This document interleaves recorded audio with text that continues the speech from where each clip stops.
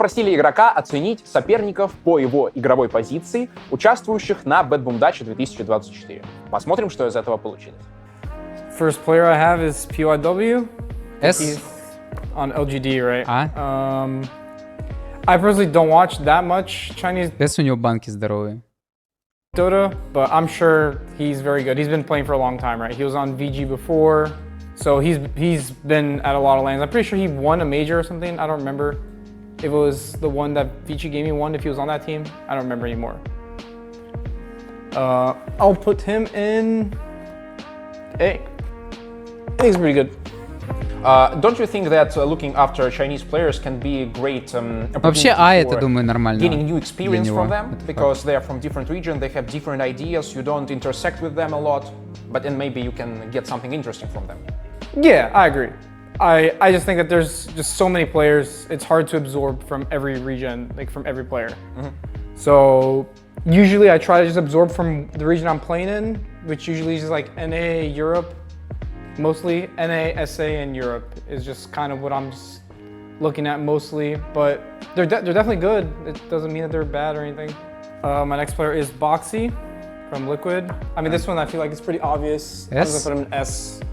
The results speak for themselves. Guy got like second at every tournament. Like, team's really good. I feel like I don't even have to explain myself. Is he a person who looks the strongest among his teammates, or he's not the main force of this team? I think he's pretty good. I think he gets a lot of slack because everybody on that team is really good. So, is there anything you can learn from him? Yeah, I think he's the type of player that knows how to snowball the game. He's like a killer. So he knows how to find the opportunities and keep on rolling the game and not let you breathe. He kind of suffocates the map in a good way, like for your team against the enemy team. Is it a universal play style? I mean, the things that he does. Is it something that you should absorb yourself as a one-way approach for the game? Yeah, I mean, definitely. I think it's something that your teammates need to need to understand what's happening, and they need to trust you to go with you, but I think it's good. I don't think it's something that is bad in any way. Next player is Crit from, not Shopify anymore, Falcons. I feel like this one's pretty easy too. I'll just put him in S. What do you think about Crit's career so far? I believe it was he was always at top tier teams, but sometimes he lacked victories, basically.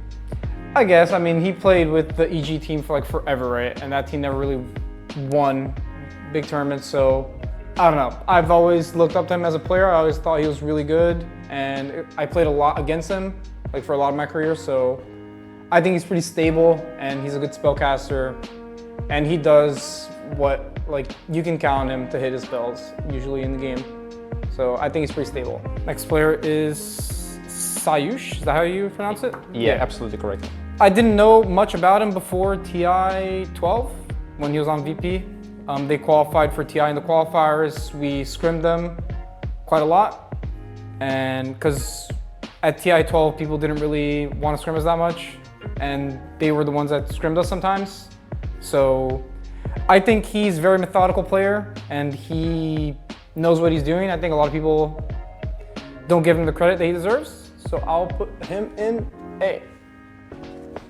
Yeah, in advantage. What do you mean? I mean, his team has not won anything yet. Yeah, I mean, there's only one winner, right? It's hard to, I don't like this thing where it's like, oh, you haven't won, so therefore you're dog shit. It's just, I get it, but I think there's more to it than only that, right? They're, last year, Gaming won everything. Gaming and Spirit, so everybody else is just horrible. I guess you can say that, so we're all just trash. Only Tofu and Mira are good. You can see it like that, it's fine.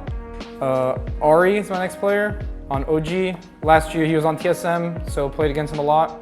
I think he's pretty good. Yeah, I guess I will put him in A. Короче, мы когда с Диманом созванивались, до турнира и брейнштормили, какие рубрики будут на этом турике и видосы. Я ему сказал, что если мы делаем тир-лист, то надо обязательно делать Ну, обязательно ставить игроку условие, чтобы он не мог в один тир ставить больше 3. Потому что иначе все подлизы будут хуярить всех в S, и типа они такие гудгаи. Вот. И тогда было бы реально интересно, когда у человека реально есть, ну, вот, но он не может по-другому. То есть ему реально нужно думать, кого спустить. А не все типа крутые. И тирес всегда или там тира должны быть так, что типа слева самый сильный. Вот. И то есть нужно вот эти вещи тоже уточнять человеку, когда он делает тир-лист. Потому что рубрика крутая, но если ты не ставишь этим людям условия, так как все хотят быть социально добрыми, да, и не говорят то, что думают, они всегда будут делать, ну, вот так вот. И типа, ой, это этот гений, это тоже гений, ой, это тоже гений, это тоже гений, это тоже гений, это тоже гений, блядь, нахуй. Вот. Но этот красавец, то, что хотя бы объясняет, ну, типа, он молодец, видно, что он... Ну, короче, ему респект. Это я просто говорю, что вот Ами, блядь, сидел тоже... Ну, Ами еще норм, ну, там этот чел Ори там вообще всех в С засунул. Ну, Ами тоже, он никого в Б не поставил. Ну, это тоже, типа, так не должно быть. По-любому всегда есть кто-то, кто хуже играет. Даже если, например, там Крит и Бокси в С, ну, тебе по-любому нужно 3 человека, то ты по-любому поставишь там Тофу, Миру, и уже будешь выбирать, кого вас кинуть. Но по-любому кто-то из них там, ну, где-то хуже, короче. Пусть он будет топ-1А, но не в С. Ну, короче, вы поняли, это было намного свежее бы и смотрелось, и намного бы больше бы человек бы задумывался о своих выборах вообще, а не просто бы всех хреначил в С и так далее. What do you think for a player to switch the region from North America to Europe? Is it something to be like fond of? Is it something positive, or it cannot be assessed that way? I mean, Europe seems to be quite a more competitive region, maybe? Yeah, I guess Europe is more competitive because it has more high skill teams. So there's never like a free slot, you could say. I've done the same thing. I've played different regions. I think it's something good. I think it's like a change. Не, ну у Ами нормальный тирлист был, я не спорю. У Ами нормальный тирлист. Кроме того, что он ставил S и A, вот эту хуйню типа между. Но вот представьте, насколько был бы он намного сочнее, если бы у него был выбор только 3 ас поставить. Это было бы намного лучше выглядело. Вот. Like for your career, you play with different people, have different perspectives. Definitely NA is kind of like shittier in terms of results than Europe. So, and he's from Europe, right? So, I don't know, he's playing in his own region. I think it's a good thing for him anyways. ZinQ is my next. He's on Extreme. TI finalist, so I just have to put him in S. But a player could be TI finalist, but back in the days, let's say. Я тоже об этом подумал, например. E-Home что это за логика, was a блядь? team that But his was TI-10. It's pretty recent. И что, Yeah. уже It's дота before- изменилась, блядь, за 3 года уже доту нахуй другая стала. I think with this new patch, with Не, я new не map, говорю, что, блядь, Синкью плохо играет, просто его аргументы, ну, пиздец странные. there's like before the big map and after the big map, because I think with the big map a lot of things changed. Before it was very narrow what you could choose to do. There was like some limited options, but now there's so many options, and I don't know, I think he's good. He plays his own, he does whatever he wants. I think that's a good quality to have on a player. He doesn't, I don't know, he's just playing NIX with Dag on a competitive game. I don't think any of these other 5 players do that. He would do it. he's kind of unique. Yeah, I think there's value to that. Next is Tofu. This one's also pretty easy. Let's put him in S. Some guys from other teams doing their tier lists, they placed his teammates, in particular Celery and Duratio, quite low at B tier. Right. What do you think? Yeah, I mean, everybody has their own opinion. I don't know. I like to look at the good side of things, I guess. TI finalists can't really take away. Won multiple tournaments last year. Just do good. Can a player be at B tier if his team wins everything? I think it's just very hard. Not because like you, I don't know, I think if your team just wins everything, you're gonna automatically be in S, but maybe you're the weak link, but I don't know. I think nowadays in Dota, if you have like someone that's just bad on your team, you don't really win. If you're winning, I feel like. Next is Q. He's on Aurora. I also don't really know much about Southeast Asia. as China because the time zone is just different for me. So I don't really watch much of the games. It's time for a B tier. I guess I'm being influenced to put him in B tier. No, because I'm seeing that you're trying to overestimate everybody. I guess. I don't think so. I think, sure, let's leave it at that. Okay, great. Will there be anybody at C tier? Maybe. We'll see. Maybe. My next player is Save on BetBoom. I think I'll put Save in A as well. Why so? I guess S. Never mind. Last second chance. Yeah. I mean, I think Save is one of the guys I watch a lot of his replays to get better. I think he is good and consistent. I think he has his own hero pool. He plays a lot of range heroes, spellcasting heroes, but I think he's good. It's just the Nightfall effect. I don't know. Just methodical and like robot gameplay always works. Next player, Miroslav. This one just goes to S. Are there any weak parts of his Dota 2? Is there anything he lacks as a player? I don't know. It's hard to say because I don't really talk to him. I don't really know like how he thinks about the game. The guy won way too many important things, so it's just unfair to not put him at S. I think people hate on him a lot because maybe he's not the flashiest player on the team because the team has so many flashy players. But as I said, I don't think you can win if someone is griefing the game. Is he the strongest one in S tier so far? I would say the strongest one is Tofu. In what sense he is stronger than others? I think mostly just recent results.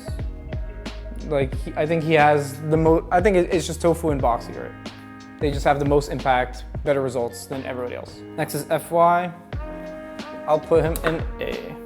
He has always been considered one of the world's top players. So far, do you think he has had a decline recently? I mean, I wouldn't say he has had a decline. The thing is, just competitive is if you're not at your best, then somebody else is, and I don't know. Because he's been playing for a long time, right? So maybe like the new patches, it just benefits the newer players as well because they have like a different perspective. Hard to say. I also don't really watch that much Chinese Dota. It's hard for me to judge a lot of times. Like SCA and China is just, the time zone is way too different for me to keep up. It's me. I feel like I'll put myself in A.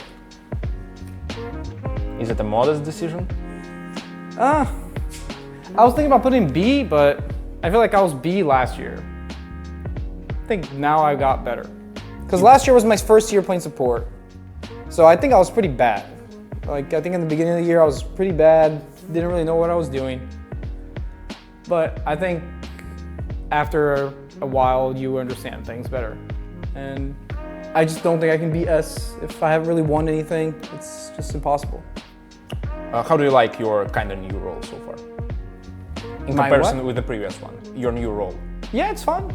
I mean, I think just changing roles a lot of times, because I played almost every role, it just brings you a new perspective. It makes things a little bit more interesting. You get to play heroes you never played.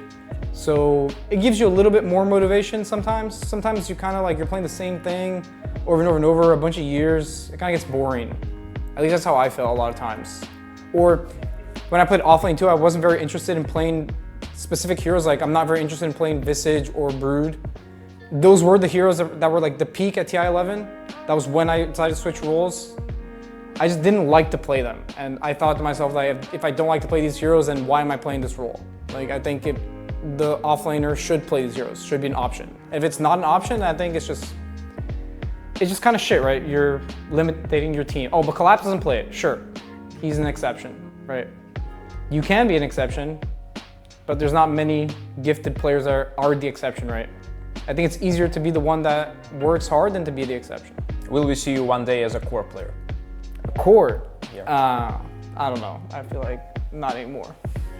Okay. I'm either going only downhill from here, only 5 or coach, and then retired. I'm sorry. It was a joke. It was a joke. Of course.